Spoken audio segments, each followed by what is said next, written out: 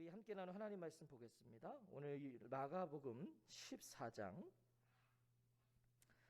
66절부터 72절까지 말씀입니다. 신약성경 마가복음 14장 66절부터 72절까지 말씀. 마가복음 14장 66절부터 72절까지 말씀. 우리 한 절씩 교독하겠습니다. 제가 먼저 66절을 읽겠습니다. 베드로는 아랫뜰에 있더니 대제사장의 여종 하나가 와서 베드로가 불 쬐고 있는 것을 보고 주목하여 이르되 너도 나사렛 예수와 함께 있었도다 하거늘. 베드로가 부인하여 이르되 나는 네가 말하는 것이 무엇인지 알지도 못하고 깨닫지도 못하겠노라 하며 앞들로 나갈새 여종이 그를 보고 곁에 서 있는 자들에게 다시 이르되 이 사람은 그 도당이라 하되 또 부인하더라. 또 조금 후에 곁에 서 있는 사람들이 다시 베드로에게 말하되 너도 갈릴리 사람이니 참으로 그 도당이니라. 그러나 베드로가 저주하며 맹세하되 나는 너희가 말하는 이 사람을 알지 못하노라 하니 함께 읽겠습니다. 닭이 곧 두 번째 울더라. 이에 베드로가 예수께서 자기에게 하신 말씀 곧 닭이 두 번 울기 전에 내가 세 번 나를 부인하리라 하심이 기억되어 그 일을 생각하고 울었더라. 아멘. 아멘. 생각하고 울었더라. 생각하고 울었더라 제목으로 하나님 말씀 전하겠습니다. 함께 읽은 본문은 사복음서 모두 기록된 베드로가 예수님을 부인하는 말씀입니다. 참 우리가 너무 많이 알고 있는 말씀이죠. 지금 예수님은 겟세마네 동산에서 체포되셔서 대제사장 가야바의 집에서 신문을 받고 계십니다. 더 정확하게 말하면 신성 모독죄로 정죄 받으신 후에 조롱과 함께 침뱉음을 당하고 지금 매맞고 계시는 순간이에요. 지금 예수님은 가야바의 집 위에서 아마 이 구조 자체가 아랫뜰이 있고 이제 집 위에가 이렇게 2층 같은 구조겠죠. 그럼 그 위에서 지금 예수님은 지금 매를 맞고 계세요. 예수님께서 수치와 멸시 속에 계시는 바로 그때에 베드로는 대제사장 가야바 집 아래쪽 뜰에 있었다는 것이죠. 54절을 보면 베드로가 예수를 멀찍이 따라 대제사장의 집뜰 안까지 들어가서 아랫 사람들과 함께 앉아 불을 쬐더라 하고 증언하고 있어요. 베드로는 대제사장의 집 아랫뜰에서 불을 쬐면서 위층에서의 신문을 귀 기울이고 있었다는 거죠. 예수님의 신문 받으시는 걸 귀 기울이고 있었어요. 예수님에 대한 걱정과 궁금증이 그에게 그 정도의 용기는 주었던 것이죠. 비록 체포되실 때는 도망갔지만 그래도 베드로는 그래도 예수님이 궁금한 거예요. 예수님 어떻게 되실까? 그래서 그를 그 정도 그 가야바의 집 아랫뜰까지는 갈 수 있는 용기를 줬다는 거죠. 궁금하니까. 바로 그때입니다. 66절과 67절을 보시면 베드로는 아랫뜰에 있더니 대제사장의 여종 하나가 와서 베드로가 불 쬐고 있는 것을 보고 주목하여 이르되 너도 나사렛 예수와 함께 있었도다 하거늘. 대제사장의 집 문지기로 있던 여종 하나가 문지기입니다. 이 여종 하나가 불을 쬐고 있던 베드로를 빤히 쳐다보다가 슬쩍 와서 말하는 거예요. 너도 저 나사렛 사람 예수와 함께 다닌 사람 아니냐. 지금 베드로는요 적지에 숨어 들어온 자입니다. 여기 적지예요. 쉽게 표현하면 정체가 탄로나는 것은요 그에게는 큰 위기에 직면하게 되는 거예요. 예수님의 제자라는 자신의 정체가 탄로나면 안 됩니다. 베드로는요 전혀 예상치 못한 순간에 그러니까 지금 무방비 상태에서 예상하지 못한 질문을 받게 된 거예요. 여종에게, 문지기에게. 68절에 베드로가 부인하여 이르되 나는 네가 하는 말이 무엇인지 알지도 못하고 깨닫지도 못하겠노라 하며 앞들로 나갈새. 자, 사실 베드로의 이러한 반응 당연한 반응 아닌가요? 우리가 좀 솔직하게 생각해 보자고요. 생각해 보세요. 지금 베드로는요 잠입한 상태입니다. 자신의 신분을 숨기고 지금 이 가야바의 집 아랫뜰에 온 거예요. 잠입했어요. 신분을 감췄습니다. 몰래 들어왔어요. 제자가 아닌 척하고 있는데 지금 갑자기 의심의 눈초리로 던진 그 질문을 받았다면요, 그 누구라도 베드로 같은 반응이 먼저 나왔을 거예요. 누구라도요. 자신의 신분을 숨기고 들어왔는데 자신의 신분을 물어보는, 그리고 더 정확히 지적해서 그것을 물어보는 질문을 받으면 누구나 베드로와 같은 반응을 할 거라고요. 갑자기 찾아온 위기의 순간에 솔직할 수 있고, 갑자기 찾아온 위기의 순간에 진실할 수 있다는 것은 대단한 것입니다. 왜냐하면 인간은 대부분 위기의 순간을 모면하거나 회피하려고 하기 때문이에요. 그 인간이에요. 누구나 거짓말합니다. 자신이 좀 궁지에 몰리는 질문을 받으면 일단은 그 자리를, 그 시간을 모면하기 위해 자기도 모르게 거짓말하는 거죠. 베드로도 보십시오. 네가 무슨 말을 하는지 나는 알지도 못하고 깨닫지도 못하겠다라고 말해요. 반사적으로 지금 예수님 부인하고 있는 겁니다. 나는 모른다. 난 네가 지금 무슨 말 하는지 모른다. 무슨 말을 하는지도 모르겠다고 말합니다. 여러 사본에는요, 바로 이 첫 번째 부인의 순간에, 베드로가 첫 번째 예수님을 부인하는 그 순간에 닭이 한번 울었다고 기록하고 있어요. 여러 사본들에는. 우리 오늘 마가복음상에는 그게 나오지 않지만 이 첫 번째 부인을 하는 순간 닭이 한번 웁니다. 첫 번째 닭이 울었다는 것은요, 울었다는 것은요, 72절을 보면 닭이 곧 두 번째 울더라라고 말하잖아요. 근데 첫 번째는 없었어요, 이 기록에는. 그러니까 이 여러 사본들이 첫 번째 부인할 때 닭이 한번 울었다, 이것은 72절에 닭이 곧 두 번째 울더라는 증언의 이유를 또 가르쳐 주는 거죠. 두 번째 울었다는 거예요, 이때는. 알지도 못하고 깨닫지도 못하겠노라. 이 베드로는 지금 중복적 부인을 합니다. 알지도 못하고 깨닫지도 못하겠다. 중복해서 부인을 해요. 예수님을 확고하게 부인하고 있는 것입니다. 도대체 무슨 말인지 모르겠다. 참 뻔뻔하다는 생각이 들지만 이것이 인간이에요. 인간. 일단 모면하고 보자는 것이죠. 정말 표정 하나 바뀌지 않고 예수님을 부인한 베드로이지만 그의 다음 행동을 보시면 그의 상태가 얼마나 불안했는지를 우리에게 보여줍니다. 분명 뻔뻔하게 거짓말을 했어요. 그런데 그 다음 행동이 베드로가 얼마나 불안했는지를 가르쳐 주는 거죠. 뭐라고 기록합니까? 앞들로 나갈세. 자, 대제사장 집들 안에 있던 베드로는요, 첫 번째 부인을 한 다음에 바깥들로 나가요. 사실 이것이 베드로의 실수입니다. 베드로가 진짜 실수한 거예요. 저는 베드로의 첫 번째 예수님을 부인한 것은 우발적이었다고 생각해요. 첫 번째 부인했던 것은. 그렇게 생각하고 싶어요. 우발적이었어요.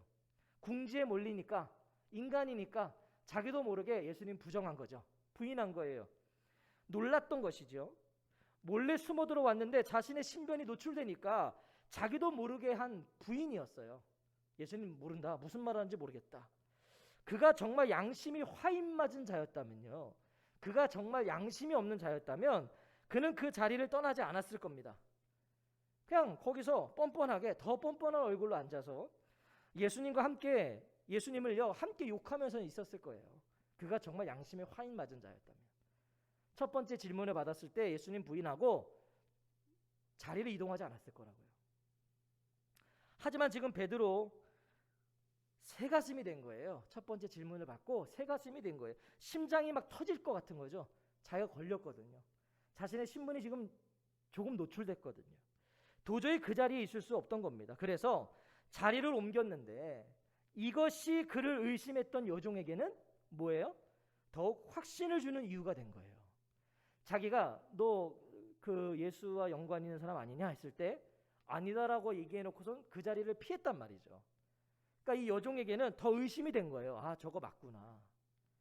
질문했던 여종이요, 자리를 피하는 베드로를 보며 말합니다. 69절에 여종이 그를 보고 곁에 서 있는 자들에게 다시 이르되 이 사람은 그 도당이라 하되. 여종이요, 자리를 피하는 그 베드로를 보며 확신하게 된 거예요. 이제요. 아, 저거 예수 제자 맞구나. 그래서 주변 사람들에게 이 사람은 그들과 한패다라고 말합니다. 자, 이게 무슨 말이에요? 예수님의 제자들 중에 하나다라는 거예요. 저자는 예수님의 제자가 맞다. 제자라는 신분이 확실하게 드러납니다. 베드로는 지금 진퇴양난이에요. 더 이상 이제 예수님을 부인하는 것도 쉽지 않고요. 도망갈 수도 없어요. 70절입니다. 또 부인하더라. 조금 후에 곁에 서 있는 사람들이 다시 베드로에게 말하되 너도 갈릴리 사람이니 참으로 그 도당이니라. 또 부인하더라. 그렇게 돼 있어요. 또 부인하더라. 이번에는 베드로도요 격앙된 어조로 거짓말을 합니다. 첫 번째는 나는 무슨 말인지 모르겠다. 이 정도였는데 두 번째는요 베드로도 격앙된 거예요. 부인하는 거예요. 특히 이 두 번째 부인하더라. 두 번째 부인했던 것은요 계속해서 몇 번을 부인했다는 의미입니다. 계속 부인했다는 거예요. 두 번째에서는 아니다, 나 아니다, 아니다, 난 모른다, 모른다. 계속해서 부인했다는 거예요. 베드로가 신변 위협을 느꼈음을 말해주는 것이죠. 지금 베드로가요 굉장히 위험한 상황이었던 거예요. 이제 그 자리를 피할 수도 없어요. 아랫뜰에 있다가 바깥뜰로 지금 왔는데 이번에는 두 번째 질문을 받은 거니까 더 이상 피할 수도 없습니다. 더 피했다가는요 자신이 예수님의 제자임을 인정하는 꼴밖에 되지 않는 거예요. 얼음이 돼서 가만히 서 있는데 잠시 후에 곁에 서 있던 사람들이 다시 한번 말합니다. 너도 갈릴리 사람이니까 틀림없이 그들과 한패다. 병행 본문인 마태복음과 요한복음은요 어떻게 베드로 주변에 있던 사람들이 베드로를 예수님의 제자로 확신할 수 있었는지를 가르쳐 주세요.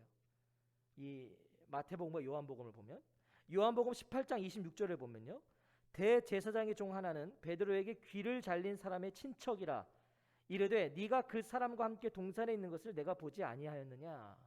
자, 지금 이 옆에 있는 무리 중에는요 예수님 그 베드로에게 귀가 잘린 말고의 친척이 있었던 거예요. 그러니까 그는 베드로를 아는 거죠. 저거 맞다, 저거 제자 맞다. 또 마태복음 26장 73절을 보면 조금 후에 곁에 섰던 사람들이 나와 베드로에게 이르되 너도 진실로 그 도당이라 네 말소리가 너를 표명한다 하거늘.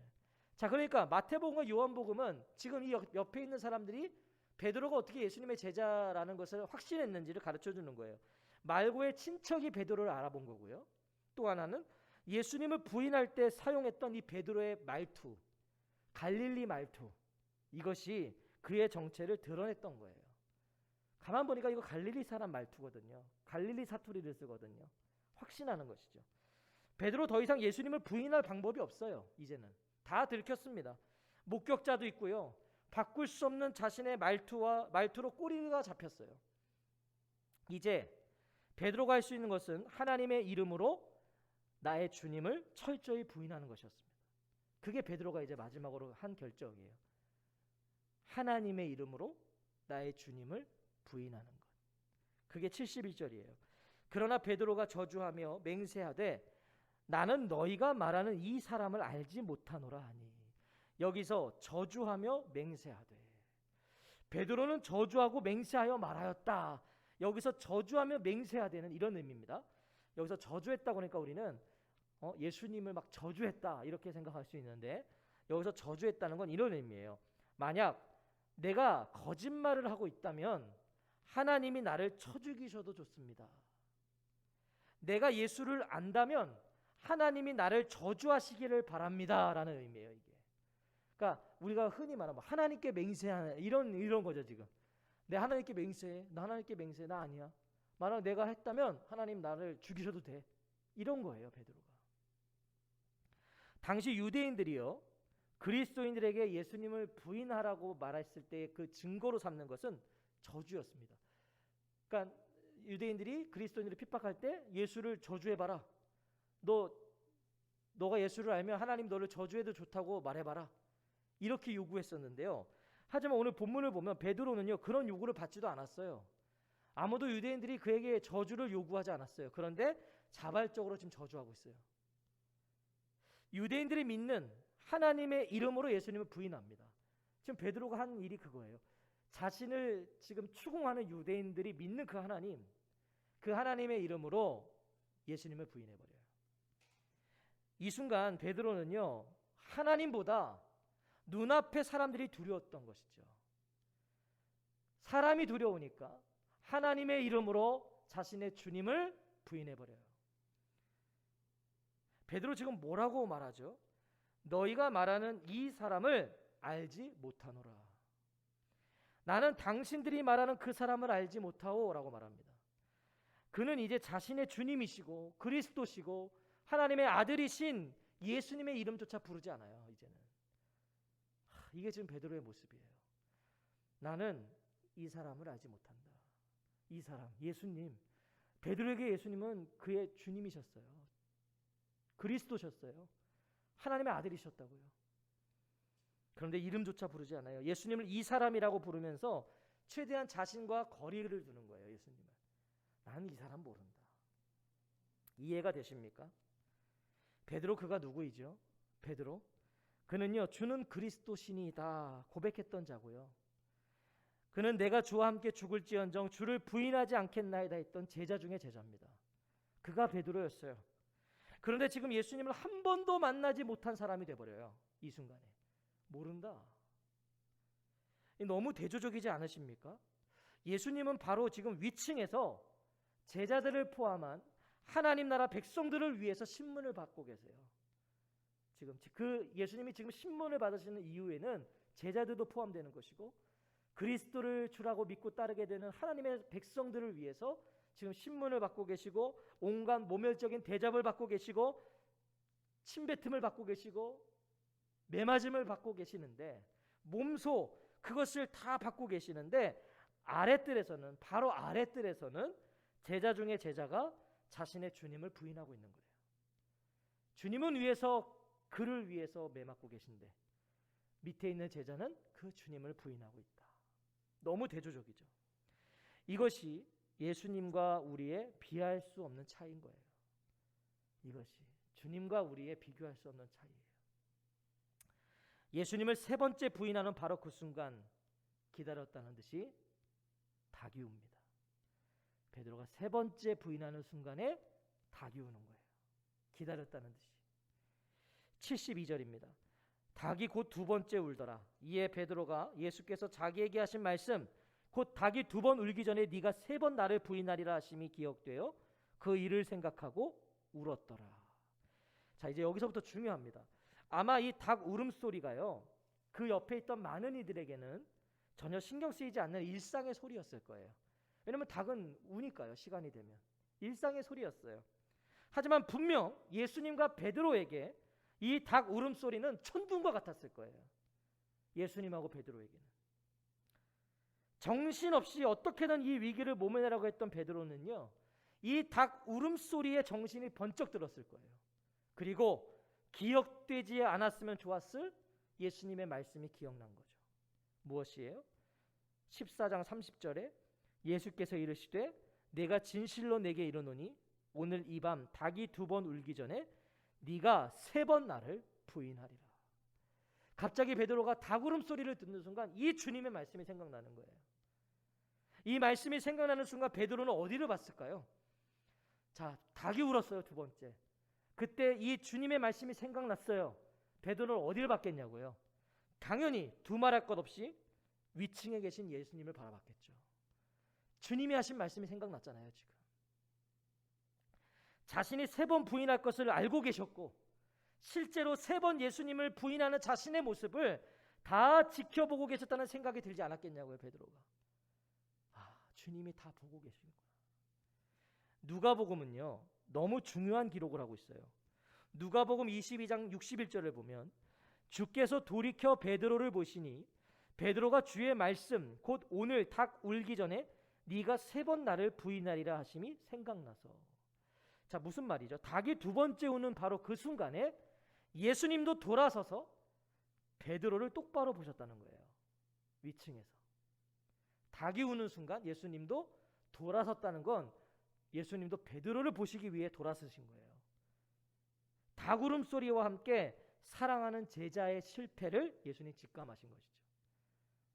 닭이 딱 울 때 베드로가 실패했구나. 부인했구나. 그래서 예수님 보신 거예요. 침뱉음을 당하고 매를 맞고 계신 그 순간에도요. 예수님은 제자를 생각하신 거예요. 맞으면서도 닭이 오니까 베드로가 부인했구나. 세 번을 부인했구나. 예수님과 베드로의 마주한 시선을 한번 생각해 보십시오. 위층에서 배신하는 부인하는 제자를 바라보는 예수님의 눈과 세 번째 부인하고 예수님 말씀대로 닭이 울은 소리를 듣고 예수님을 바라보는 제자의 이 서로의 시선을 한번 생각해 보세요. 이 서로의 시선은요, 서로만 알 수 있어요. 서로만 느낄 수 있는 시선입니다. 베드로 숨이 멎는 것 같지 않았을까요? 저는 묵상해 보니까요, 차라리 죽고 싶었는지도 모르겠어요. 부정해 버렸잖아요. 예수님을 부인했잖아요. 3번이나. 근데 그걸 예수님께 걸린 거예요, 지금. 차라리 죽는 게 낫겠죠. 자신의 모습, 자신이 한 말들 다 알고 계신 거예요, 예수님이. 3번 나를 부인하게 될 것이라는 예수님의 말씀에 그토록 의기양양하게 자신은 죽으면 죽었지 그럴 일은 없을 거라고 말했던 자신이 얼마나 초라하게 느껴졌겠냐고요. 베드로 다 기억하거든요. 자기가 어떤 말을 했는지. 얼마나 자신이 초라하겠어요. 지금 살아있는 것이 죄스럽고요, 숨을 쉬고 있는 것이 저주라고 느껴질 정도 아니었겠냐고요, 베드로의 심정이. 그런데 베드로를 더욱 미치게 한 것은요, 그런 자신을 바라보는 예수님의 시선이 너무 따뜻했다는 거예요. 자, 이건 우리가 묵상해야 되는 거예요. 본문에서 그 예수님의 시선이 너무 따뜻했던 거예요. 긍휼이 가득 담긴 시선이 지금 자신을 향하고 있는 거예요. 자, 오늘 성경은 뭐라고 기록하죠? 그 일을 생각하고 울었더라, 이렇게 기억하고 있어요. 자, 예수님의 눈빛이 이렇게 따뜻한 눈빛이 아니었다면 사실은 이렇게 베드로가 반응하지 않았을 거예요. 저는 이런 묵상이 돼요. 이런 그 눈빛은 이렇게 말하고 있었을 것 같아요. 베드로야, 괜찮아. 대화할 수 있는 거리가 아니에요. 그러나 서로 눈빛은 마주보고 있잖아요, 지금.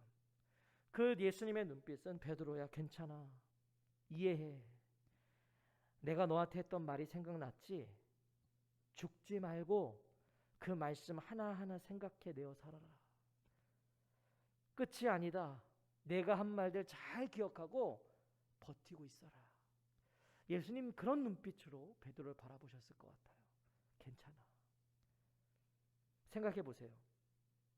만약 예수님이 실망과 원망과 비난과 저주의 눈빛으로 베드로를 째려보고 계셨다면, 예수님이 위에서 바라보시는 눈빛이 어휴, 네 그럴 줄 알았다. 너 내가 뭐라 그랬냐. 이런 눈빛으로 한심하다듯이, 그런 베드로가 너무나 한심하다듯이 바라보고 계셨다면, 날카로운 눈빛으로 째려보고 계셨다면 베드로에게는요 2가지 선택밖에 없었을 거예요. 2가지 선택. 뭐죠? 첫 번째는 베드로도요 가룟 유다의 길을 택했을지도 몰라요. 그 예수님의 그 능멸하시는 눈빛을 받았다면 그도 가룟 유다처럼 자신의 생명을 끊으러 갔겠죠. 또 하나는 정말 예수님을 부인하고요, 가서 함께 침뱉고 그분의 뺨을 쳤을지도 몰라요. 예수님 정말 그런 능멸의 눈빛으로 보셨다면 베드로를. 자, 이 2 선택 모두 베드로는 죽는 길이죠. 육신의 죽음도, 영적인 죽음, 모든 게 죽음인 거예요. 가룟 유다의 길을 따르는 것도 육신의 죽음이고, 가서 예수님을 똑같이 배신하고 뺨치고 했다면 그는 영적으로 죽은 자가 될 거예요. 하지만 예수님의 시선은 그 어느 때보다도 따뜻했을 거예요. 예수님을 따라다녔던 그 3년 반이라는 시간보다 그 어떤 때보다 그 순간 예수님의 눈빛은 따뜻했을 거예요. 그러니까 베드로가 가슴이 미어지죠. 너무 아픈 거죠. 너무 죄송한 거죠. 그래서 생각하고 울었더라. 이 반응으로 나올 수밖에 없는 거예요. 베드로는 웁니다. 울 수밖에 없어요. 주님을 위해 할 수 있는 것이 지금 이 순간에는 우는 것밖에 없어요.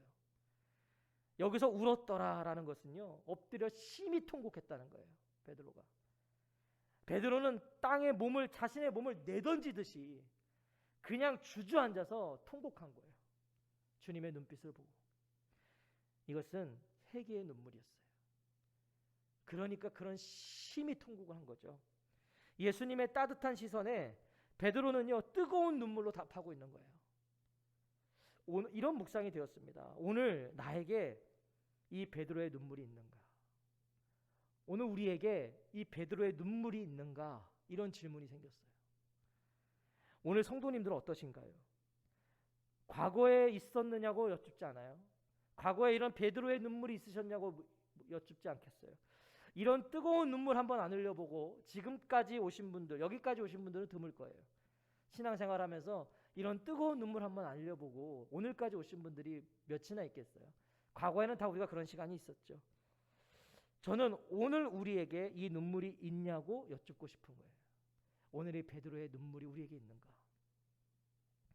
혹 뜨거운 회개의 눈물이 오늘 우리에게 말랐다면, 내가 정말 뜨거운 회개의 눈물을 흘려본 지가 너무 오래됐다면 어쩜 우리는 예수님을 저주 부인한 베드로만도 못한 자들인지도 몰라요.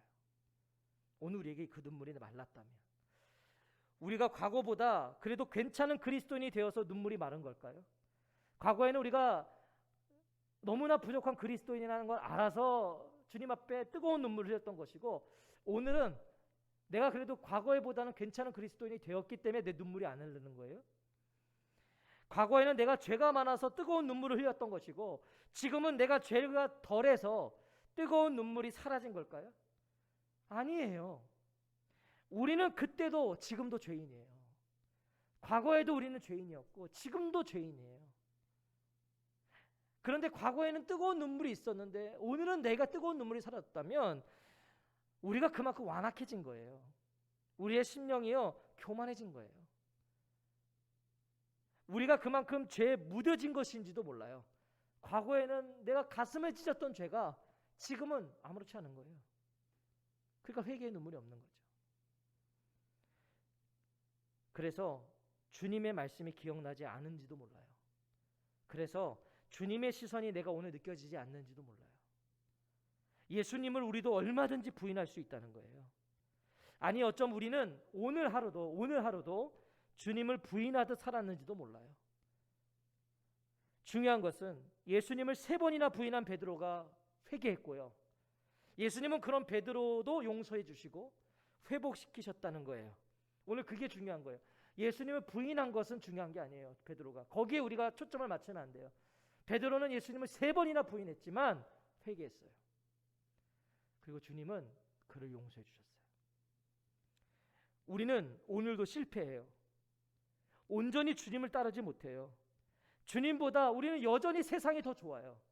더 좋아 보여요. 더 좋은 자들이에요. 베드로보다 우리는 더하면 덜했지 덜하지 않아요. 더해요. 우리는.